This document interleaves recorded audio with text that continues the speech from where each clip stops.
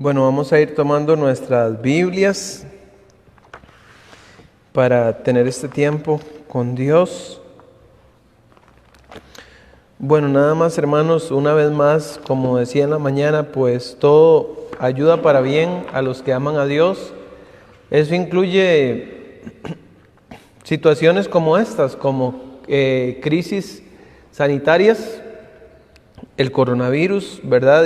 Y creemos que todo esto va a redundar para que las personas puedan entregarse y conocer de Cristo.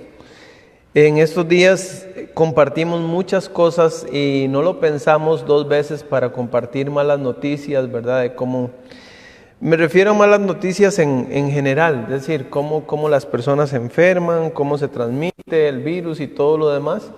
Bueno, si no lo pensamos para compartir malas noticias, pues no lo pensemos para compartir las buenas nuevas de salvación también.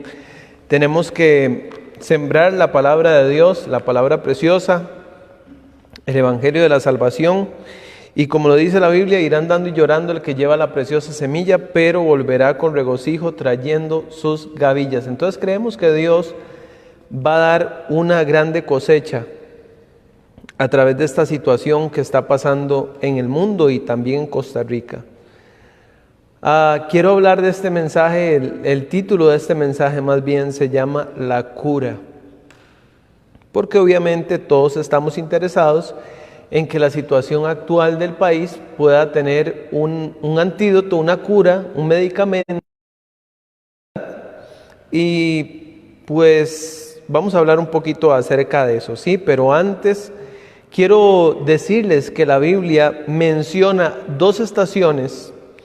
Digamos que Dios ha hecho estas dos estaciones para llevarnos a Él. La Biblia describe el día del bien y describe también el día de la adversidad.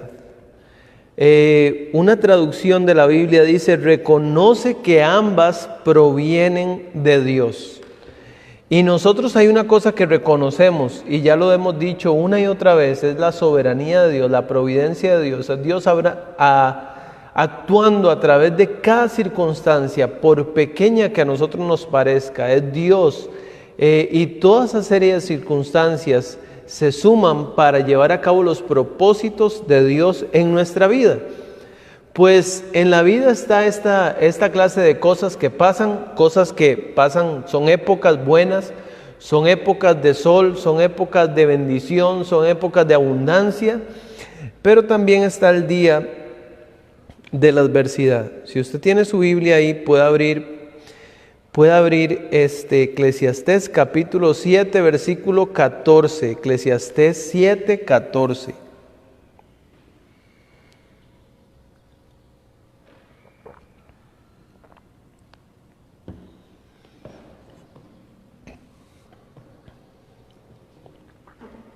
La palabra de Dios dice así: en el día del bien, goza del bien, y en el día de la adversidad, considera. Dios hizo tanto lo uno como lo otro, a fin de que el hombre nada de él. El mundo atraviesa un tiempo enorme de adversidad. Por eso dice ahí, el día de la adversidad, considera. Y el tiempo actual no es el día del bien, es el día de la adversidad. Y necesita escuchar el mensaje, sí, usted y yo necesitamos escuchar el mensaje de consuelo y de esperanza en Dios. Y como repito, es lo primero que he predicado. Sin embargo, al observar el estado actual de la iglesia, porque a veces decimos, bueno, esto pasa porque el mundo está muy mal, porque la gente está muy alejada de Dios, y eso puede ser una causa. Sin embargo, a quienes Dios va a ver primero, va a ser a sus hijos, va a ser a la iglesia.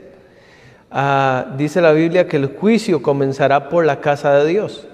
Eso significa que quienes son más responsables ante Dios por su condición moral son los que ya conocen de la palabra.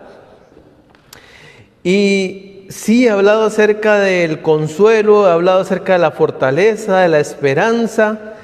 Sin embargo, al observar esta situación, es evidente la necesidad de proclamar también el mensaje de la reflexión.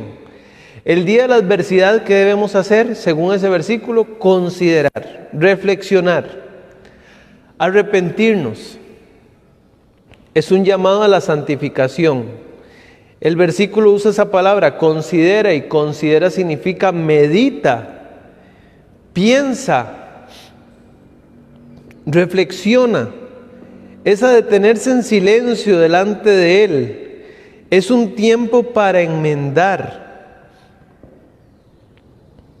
para restituir, para dar una mirada a qué tipo de malas cosas se han estado hiriendo en nuestra vida espiritual, y poder detenernos y poder ver esas cosas en una mirada introspectiva y decir: esto no me conviene, este estilo de vida no me conviene, tengo que volverme a Dios con todo mi corazón, tengo que arrepentirme. En algo en lo que más debemos de reflexionar es en esto, y presten atención a estas palabras, porque creo que son muy ciertas, y es que cuando todo está bien, confundimos nuestro bienestar con nuestro estatus espiritual. Cuando todo está bien, pensamos que todo está bien porque Dios está tan agradado de nosotros, que a como está nuestra situación en nuestro entorno, así está nuestra condición espiritual. Usted sabe que por esa razón la Biblia dice que es tan difícil que los ricos, que es más fácil que entre un camello por el ojo de una aguja que un rico entre en el reino de los cielos. ¿Sabe por qué? Porque las personas ricas dicen: seguro yo tengo que estar muy bien con Dios para que Él me favorezca tanto, para que Él me llene de tantas bendiciones. Seguro Dios tiene que estar muy agradado conmigo, porque equiparan su condición social o económica con su condición espiritual, y ellos dicen: seguramente tengo que estar muy bien. Y nos da una falsa calma. Usted sabe que la Biblia nos muestra la historia de Jonás. Yo creo que Jonás no estaba totalmente convencido de que lo que estaba haciendo era realmente malo. Es decir, ¿qué estaba haciendo él? Estaba huyendo. Yo creo que él no estaba convencido de que eso era realmente malo hasta que comenzó la tormenta en el mar. Y esa tormenta le hacía ver a Jonás el pecado que él estaba cometiendo de tratar de huir de Dios. Hay cosas que sí pasan por resultado del pecado en la vida. Y sí no quiero, sí no quiero decir que este mensaje se enfoca todo en que todo lo que está pasando es porque estamos en pecado. En realidad no, cada quien tiene que hacer un inventario, por decirlo así, de su vida. Pero también creo que no sería correcto que nosotros nada más no pensáramos que esto es para nosotros, sabiendo de que hay cosas que todavía debemos cambiar y que todavía hay cosas que como hijos de Dios todavía debemos mencionar y corregir. El libro de Amós capítulo 4, ahora, honestamente me gusta como lo dice esta versión, Nueva Traducción Viviente. Entonces si gusta yo se la puedo leer. Dice Amós 4:6: hice que pasaran hambre en cada ciudad y que hubiera hambruna en cada pueblo, pero aún así ustedes no se volvieron a mí. O sea que las cosas que pasamos, las dificultades, en la mayoría de ocasiones, aunque sean castigos o disciplinas de parte de Dios, son favores, son regalos de Dios. Son cosas que, como decía Eclesiastés, Dios hizo lo uno como lo otro a fin de que el hombre nada halle fuera de él. O sea, son cosas que son barreras que nos mantienen a nosotros dentro del camino, las cosas buenas y las cosas malas. Pero Dios dice aquí: hice que pasaran hambre en cada ciudad y que hubiera hambruna en cada pueblo, pero aún así ustedes no se volvieron a mí. O sea, la persona no se dio por aludida, no dijo: yo creo que Dios puede cambiar esta situación si tan solo yo me volviera a Él. No, nada más no se volvieron a Dios. Dice el versículo 7, yo detuve la lluvia cuando sus cosechas más la necesitaban. Envié la lluvia sobre una ciudad, pero la retuve en otra. Llovió en un campo mientras otro se marchitaba. La gente deambulaba de ciudad en ciudad buscando agua, pero nunca había suficiente. Pero aún así, ustedes no se volvieron a mí. ¿Comprende? O me doy a entender más bien. Dios está dando señales. Primero manda hambruna. Después para la lluvia, permite que llueva en algunos lugares, permite que no llueva en otros lugares. Y si la gente anda buscando agua y la gente no dice, tal vez el remedio, tal vez el antídoto, tal vez la cura, sea que yo de todo corazón me confiese con Dios, confiese mis pecados, le abra mi corazón y le diga, Dios, esto me lo ha traído, no buscarlo a usted con todo mi ser, me he desviado, he amado otras cosas. He puesto mi mirada en cosas que no son significativas realmente delante de usted. Perdóname, Señor, me humillo, me quebranto delante de usted, perdóname, te busco, me arrepiento. Pero aquí Dios dice, pero ustedes no se volvieron a mí, dice el Señor. Versículo 9 dice, arruiné sus cultivos y viñedos con plaga y moho.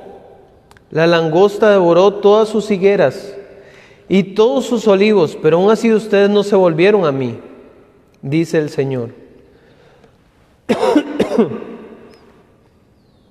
Les mandé plagas como las que envié sobre Egipto hace tiempo. Maté a sus jóvenes en la guerra y llevé lejos a todos sus caballos.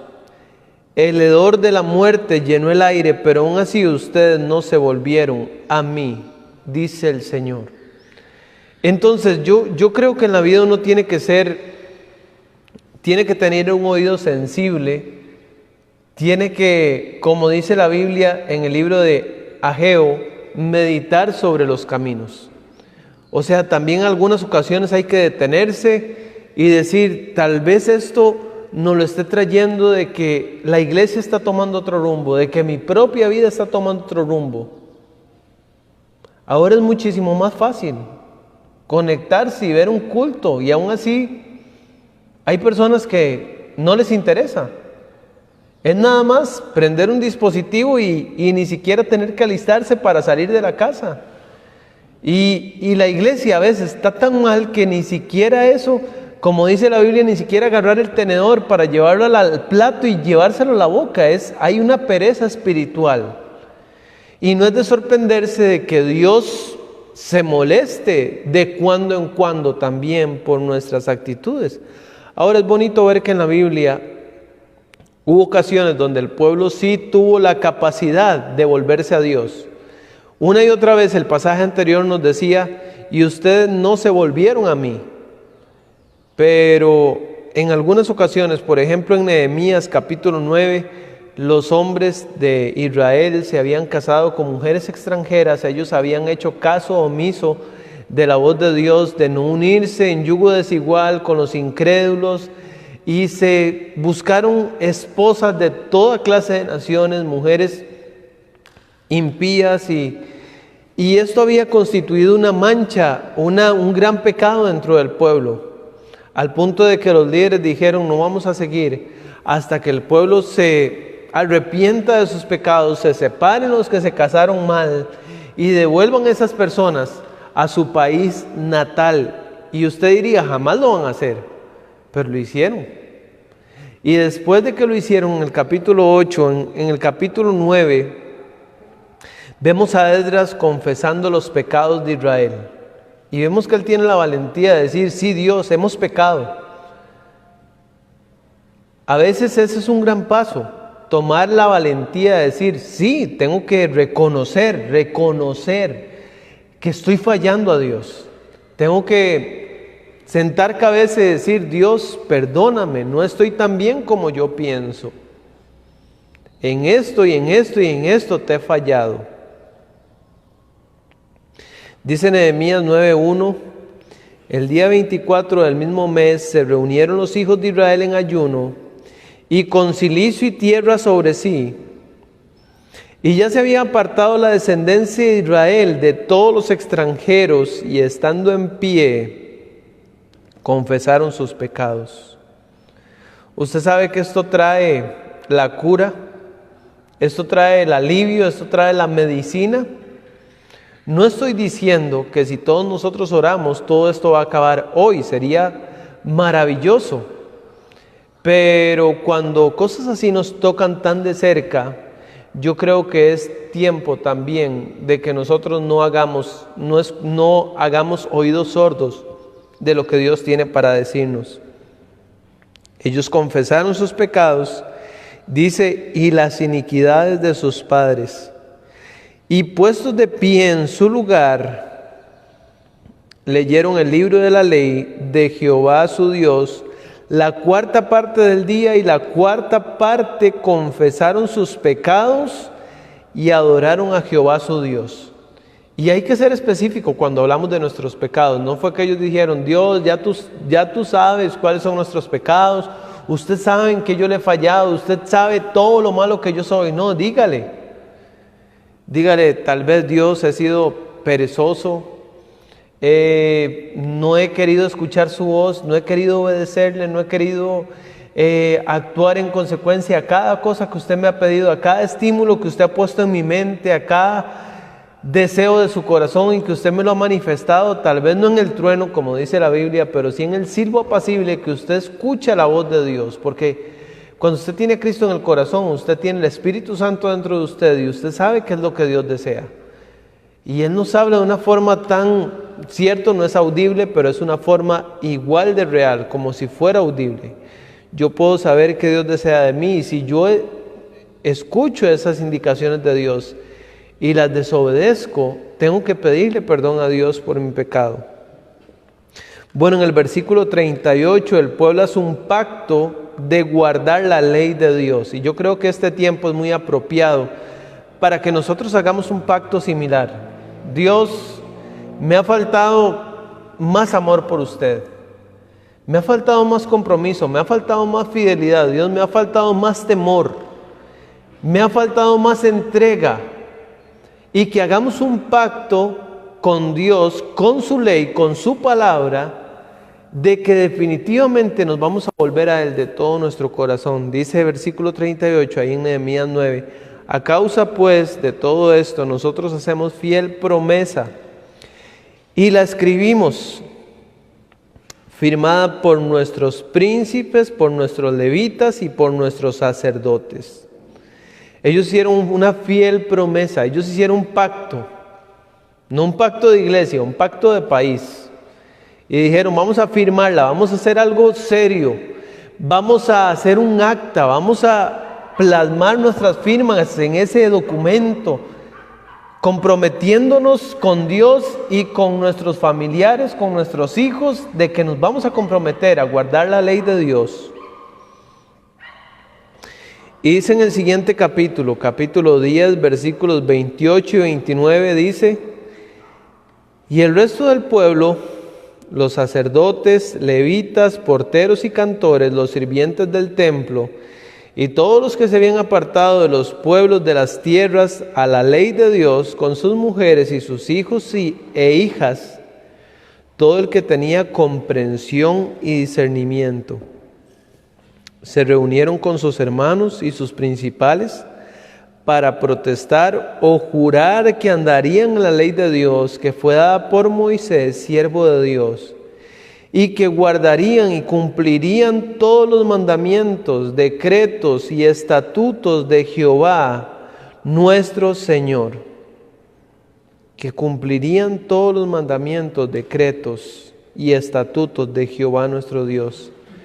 Este es un buen momento para que cuando oremos le pidamos a Dios, Dios, danos ese espíritu que tenía esta generación, estas personas, un espíritu contrito y humillado. La Biblia dice que un corazón contrito y humillado Dios no despreciará. La Biblia dice que si nosotros vamos a Él y nos humillamos delante de Él, entonces Él nos exaltará. La Biblia dice que la caída es lo que sucede o lo que pasa después de la soberbia, y que lo que precede al enaltecimiento es la humillación. La Biblia lo dice en el libro de Santiago, que si nosotros nos exaltamos, entonces Dios nos humillará. Y si nosotros nos humillamos delante de Él, Dios nos exaltará. Entonces tenemos que tomar esta posición, y no es una posición altiva, más bien es una posición humilde, es bajar la cabeza. El canto de Costa Rica dice: los hijos del pueblo levanten la frente. Pero por lo menos en tiempos como estos, es tiempo de bajar la frente. Es tiempo de que nuestras rodillas toquen el suelo. Es tiempo de clamar, gemir, llorar y hacer lamentación por lo que está sucediendo en nuestra tierra, por lo que está sucediendo en el mundo entero. Es hora de pedir que nuestros corazones se inclinen y que el Señor ponga este tipo de espíritu también en nuestros gobernantes y en diferentes autoridades, que todo el pueblo en general nos volvamos a Dios. Qué bonito, ¿no? ¿No piensa usted que sería algo increíble, bonito, ver al presidente don Carlos Alvarado reconociendo que él no tiene fuerza, así como lo hizo Josafat? Cuando vino un ejército contra él y él dice: Dios, ayúdanos porque no tenemos fuerza contra este ejército.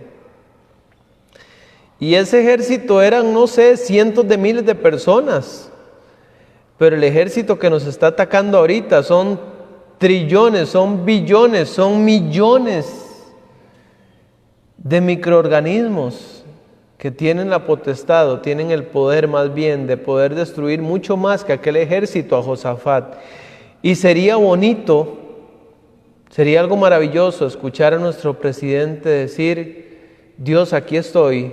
Usted me puso como líder de esta nación y yo reconozco que no sé cómo entrar, cómo salir, no sé cómo hacerle frente a esta situación, a esta emergencia sanitaria. Dios, te necesito, ayúdame, Padre, dame sabiduría, nos arrepentimos delante de usted. Esto no nos lo hemos ganado justamente por nuestros pecados. Y yo creo que Dios extendería con una gracia, un favor extra, nuestra nación. Pero eso no va a pasar si el pueblo de Dios no ora. Sería un milagro, ¿verdad que sí? A un presidente que se ha declarado no creyente, no confeso a ninguna denominación, pero nosotros creemos que para Dios no hay nada imposible. Y es bonito ver en este tiempo, algo de lo más bonito es que nunca antes hemos visto presidentes referirse a Dios en público, orar a Dios en público, clamar a Dios en público. Y eso es lo que tenemos que hacer en momentos así. Ahora, estamos hablando de momentos así porque está pasando lo de la pandemia. Pero escúchenme bien, cuando esto pase, la calamidad va a seguir. Y usted dice: ¿pero por qué? ¿Sabe que cada día 85,000 niños mueren de hambre? Pero eso ya no es noticia. Ya eso no es noticia. Cada día mueren aproximadamente 153,000 personas. Sí, por causas naturales algunas. El asunto es que de esas 153,000 personas, hay casi una tercera parte que muere sin haber escuchado el Evangelio de Dios. Y es una noticia mucho más triste que el coronavirus. Lo que pasa es que son realidades a las que nosotros nos acostumbramos. Nos acostumbramos a que cada año 18 millones de personas mueran sin conocer de Cristo. Nos acostumbramos a que una cantidad exagerada de niños mueran por hambre u otras razones. Entonces, no es porque estamos en medio de esta situación, sino que siempre el pueblo de Dios debe estar de rodillas, porque siempre la necesidad en la tierra es grande y el pensamiento de los hombres es de continuo solamente el mal. Y si Dios se molesta con la tierra, tiene toda la razón de hacerlo, aunque he especificado que no necesariamente esto está pasando por eso. Creemos que Dios tiene un propósito para cada cosa, eso sí. Creemos que Dios tiene un propósito para cada cosa. A veces es difícil de imaginar a nuestro Dios amoroso y misericordioso demostrando tanta ira y enojo hacia su pueblo. Sin embargo, los castigos de Dios tienen siempre como objetivo el arrepentimiento y la restauración. Y si tienen ese propósito, pues es un propósito muy bueno. Y es un propósito que, repito, es un regalo de Dios. Es un favor que Dios nos hace. Yo tuve un accidente en el año 2004, un accidente automovilístico. Y aunque gracias a Dios no fue fatal para mí, sí fue algo que me hizo reflexionar. Y años después, o meses después, yo llegué a la conclusión de que Dios me estaba haciendo un favor. Dios me hizo un favor. Y yo agradezco a Dios ese favor que me hizo, ese paletazo que me hizo experimentar con el fin de que yo pudiera reflexionar, recapacitar y acercarme a Él, buscar la senda. Bueno, la Biblia dice en Segundo de Crónicas, si lo puedo buscar por favor, Segundo libro de Crónicas, capítulo 7.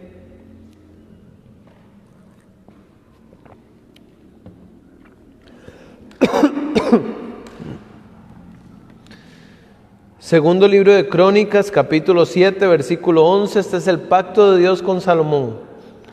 Salomón le había pedido a Dios: hice esta casa para usted, hice este templo para usted. Pero Señor, este templo no es nada si su presencia no lo llena.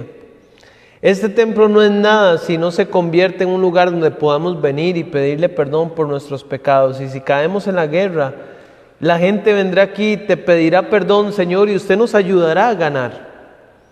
Si murieran nuestros jóvenes porque hemos pecado contra usted, vendremos a este lugar, pediremos perdón, Señor, y usted nos oirá. Señor, si nuestras cosechas no dan fruto que esperamos, vendremos a este lugar, Señor, pediremos misericordia para que usted nos muestre oportuno socorro y usted, Señor, nos escuchará. Entonces Salomón hizo una petición muy ostentosa, muy grande. Le estaba pidiendo cosas muy grandes a Dios. Y dice aquí en 2 de Crónicas, capítulo 7, versículos 11, dice: terminó pues Salomón la casa de Jehová y la casa del rey, y todo lo que Salomón se propuso hacer en la casa de Jehová y en su propia casa fue prosperado. Y apareció Jehová a Salomón de noche. Esta es la segunda vez que Dios se le aparece a Salomón. Y le dijo: Salomón, yo he oído tu oración y he elegido para mí este lugar por casa de sacrificio. Si yo cerrare los cielos para que no haya lluvia, y si mandara la langosta que consuma la tierra, o si enviare pestilencia. Esta palabra pestilencia tiene varios sinónimos, por ejemplo, pandemia o epidemia. Son sinónimos de la palabra pestilencia. Si yo enviare pestilencia a mi pueblo. Ahora, note que no dice a los pueblos impíos, sino a mi pueblo, porque repito, nosotros, por ser conocedores de Dios, tenemos más responsabilidad ante Dios. Si enviare todo eso a mi pueblo, dice Dios, versículo 14, si se humillare mi pueblo, sobre el cual mi nombre es invocado. Ahora, aunque voy a dejar la salvedad de que esto originalmente, ese pueblo se refería a Israel, y nosotros no somos Israel, somos Costa Rica, yo creo que esto aplica para nosotros de alguna forma, porque la Biblia dice que toda la palabra de Dios es útil para instruir, para corregir. Y todo eso incluye esta porción. Y ahora el pueblo sobre el cual el nombre de Dios es invocado no es exactamente la nación de Israel, sino la iglesia de Jesucristo. Entonces creemos que estas palabras se aplican para nosotros. Si se humillare mi pueblo sobre el cual mi nombre es invocado y oraren y buscaren mi rostro, se convirtieren de sus malos caminos, entonces, esta palabra es muy importante porque significa hasta entonces, es decir, no antes. Hasta que hagan esto que yo estoy pidiendo, humillarse, orar, buscar mi rostro y convertirse, es decir, arrepentirse de sus malos caminos, entonces yo oiré de los cielos, perdonaré sus pecados y sanaré su tierra. Ahora estarán abiertos mis ojos y atentos mis oídos a la oración en este lugar. Una vez recuerdo que un pastor nos enseñó estos versículos en un canto, y ese pastor tenía la bendición de poder tocar un instrumento. Yo no, pero me acuerdo que la canción él se la inventó o algo así, y decía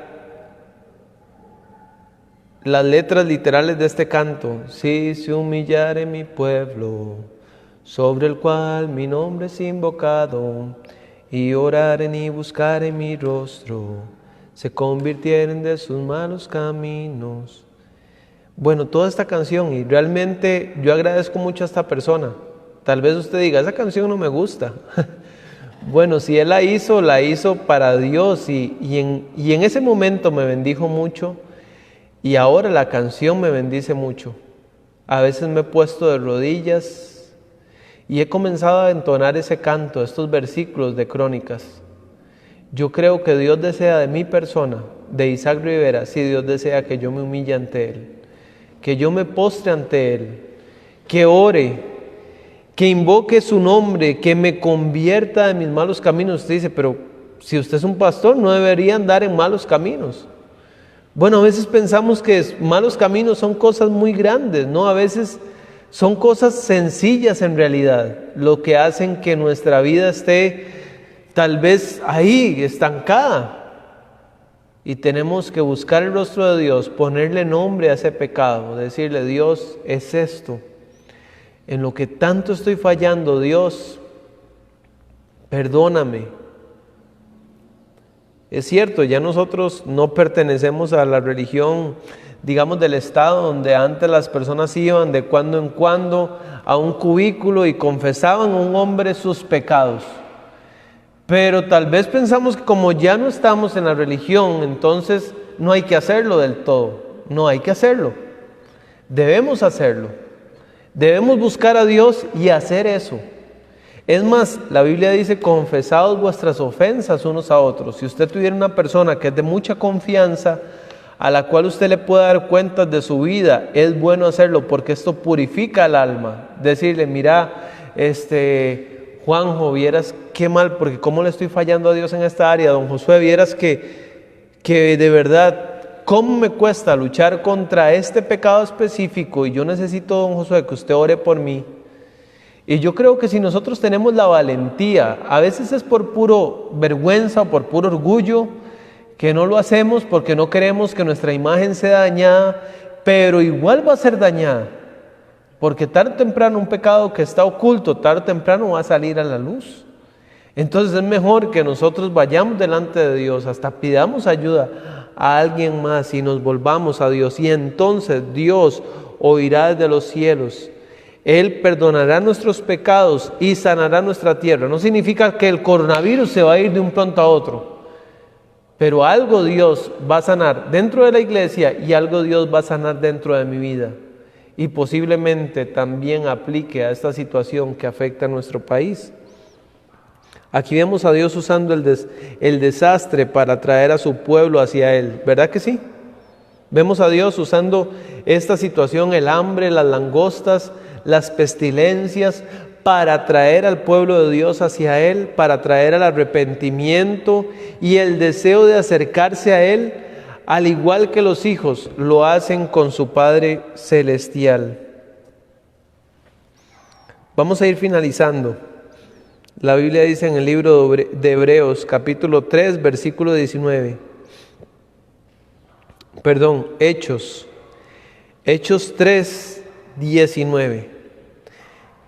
Dice, así que arrepentíos y convertíos, para que sean borrados vuestros pecados, para que vengan de la presencia del Señor tiempos de refrigerio. Ahora, yo entiendo que Pablo ahí se refería a personas inconversas, y aún así, este versículo no deja de ser aplicable también para nosotros. ¿Verdad que sí? Sigue siendo un versículo aplicable para nosotros. Arrepentíos y convertíos, para que sean borrados vuestros pecados, para que vengan de la presencia del Señor tiempos de refrigerio. No podemos cambiar lo que está pasando afuera, pero sí podemos cambiar lo que está pasando adentro. Si se viene lo que se venga, no importa, mientras que mi alma esté en paz con Dios. Yo estoy, como dice el canto, estoy bien con mi Dios. Estoy bien, estoy bien. Ese canto, que usted pueda decir con franqueza, con una conciencia limpia, Dios, ya yo me he puesto a cuentas con usted, ya yo he sacado, usted sabe toda mi vida, usted sabe ese pecadito que tenía yo escondido, Señor, en este tiempo yo lo he buscado a usted y me he arrepentido. Eso trae una cura para nuestro ser, eso trae alivio, eso trae un bálsamo. Cuando nosotros confesamos delante de Dios, reparamos las cosas. Recuerda el pueblo de Israel cuando llegaron a conquistar Jericó. Conquistaron Jericó. Dios les dio una gran victoria y luego siguió una ciudad pequeñita llamada Ai, al punto de que uno de los espías dijo, no, esa ciudad con 2,000 o 3,000 personas les ganamos facilito. Llegaron y cayeron derrotados. Y esa derrota no era un resultado del azar, de la casualidad, no, era el resultado del pecado que había dentro de Israel. Y hasta que Josué fue y le dijo, Dios, pero ¿qué pasó? ¿Por qué caímos derrotados?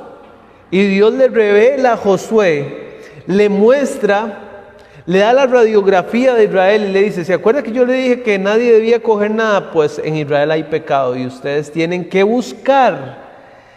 Tienen que ir a la raíz. Dios no le dijo, ese pecado lo cometió fulano de tal, vaya y castíguelo o haga algo, ¿no?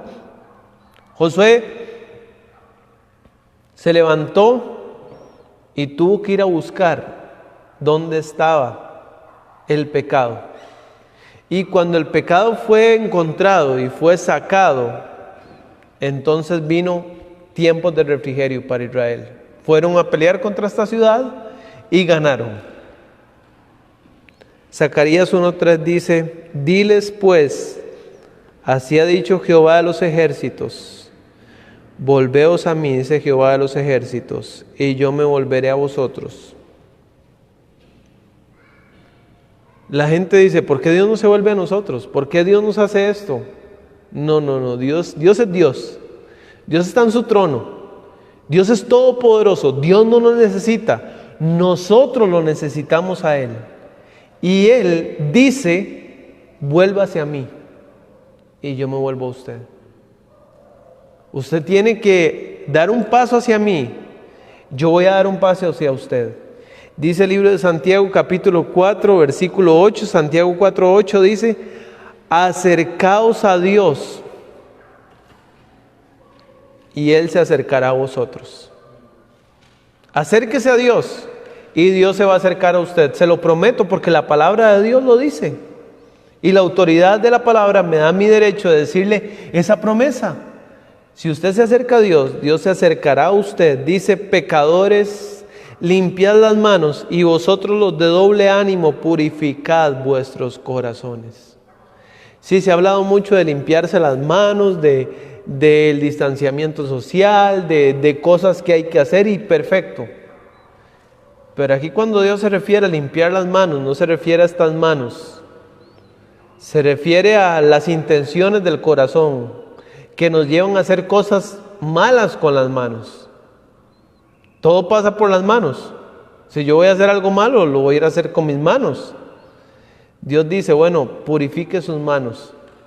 arrepiéntase, conviértase, vuélvase a mí, confiese sus pecados y yo me volveré a vosotros. Y también los de doble ánimo, purificad vuestros corazones. Qué triste es cuando alguien es de doble ánimo. Sí, un tiempo sí es el mejor cristiano, otro tiempo no quiere nada. Y así es, el hombre de doble ánimo, dice la Biblia, es inconstante en todo. No es solo inconstante con las cosas de la iglesia y de Dios, sino inconstante con sus hijos, con su esposa, con su empleo, con todo. Entonces haremos bien en aplicar estas verdades que Dios nos está mostrando. Recuerde, ojalá usted pueda tener bien grabado este mensaje en su corazón. Si se humillare mi pueblo, no dice si se humillaren los inconversos, si se humillaren los impíos, aunque sí. Si hay alguna persona, ojalá nos escuchara alguna persona que todavía no tiene a Cristo en su corazón y dice, ¿qué espera Dios de mí? Bueno, Dios espera que usted se vuelva a Él y Él se va a volver a usted. Dios espera que usted se acerque a Él y Él se acercará a usted. Dios espera que sus rodillas toquen el suelo y usted le pida perdón a Dios y usted confiese sus pecados delante de Él y le diga que cree con todo su corazón en el sacrificio que Él hizo en la cruz y que usted quiere vivir una vida completamente distinta y Dios va a perdonar sus pecados, va a borrar sus pecados y van a venir de la presencia de Dios tiempos de refrigerio para su vida. Pero si ya nosotros somos creyentes, a veces permitimos que el peso se vaya acumulando, que los pecados se nos vayan adhiriendo y no sacamos un tiempo para hacer confesión delante de Dios. Es importante que podamos hacerlo. Hoy no podemos hacerlo aquí juntos, no podemos humillarnos, no podemos arrodillarnos todos juntos, pero podemos hacerlo en nuestra casa, podemos hacerlo con nuestros hijos, podemos decirle a nuestra esposa, amor, la verdad, ¿cómo yo le estoy fallando a Dios? Yo le estoy fallando a Dios porque no estoy buscándolo a Él en oración todos los días, le estoy fallando a Dios porque ahí tengo la Biblia y no la estoy aprovechando. ¿Sabe qué vi? Que hay una ley del gobierno chino que le prohíbe a los pastores transmitir en vivo como nosotros lo estamos haciendo. Y nosotros tenemos este privilegio y aún así, como dije antes, hay personas que nada más tienen que agarrar su teléfono y conectarse y tal vez ni eso se quiere hacer, porque es mi tiempo, porque es mi espacio, porque es mi vida. No es, Dios le dio a usted todo su tiempo, sus fuerzas, sus brazos, su corazón, sus pulmones para respirar, cada respiración para Él, cada latido para Él, cada gota de su fuerza debe ser para Él, cada gota de su amor debe ser para Él, cada pensamiento puro debe ser para Él, todo debe ser para Él, todo es de Él y para Él. Entonces es un tiempo para buscar al Señor, para volvernos a Dios de todo corazón, y creo que en esto consiste la cura para nosotros, la cura para nuestro corazón, la paz a nuestra alma. Padre Celestial, Señor, creemos que usted es muy claro cuando habla. Y Señor, de todo corazón le damos gracias porque cuando nosotros nos apartamos, usted podría simplemente desentenderse de nosotros. Simplemente no llamarnos la atención, simplemente desaparecerse de nuestra vida y quienes perderíamos seríamos nosotros. Pero aún así usted permite una aflicción por aquí, una tribulación por allá, una circunstancia adversa por aquí para que esas cosas nos vayan acercando a usted, otra vez volviendo al camino, así como el pastor va y busca a la oveja que se perdió. No la deja que simplemente se pierda y decir, bueno, allá ella, si se quiso ir fue cosa de ella. No, usted nos toma en sus brazos de amor, nos levanta, nos pone en sus hombros y nos lleva, habiendo dejado las 99 en el redil, nos lleva amorosamente otra vez de regreso.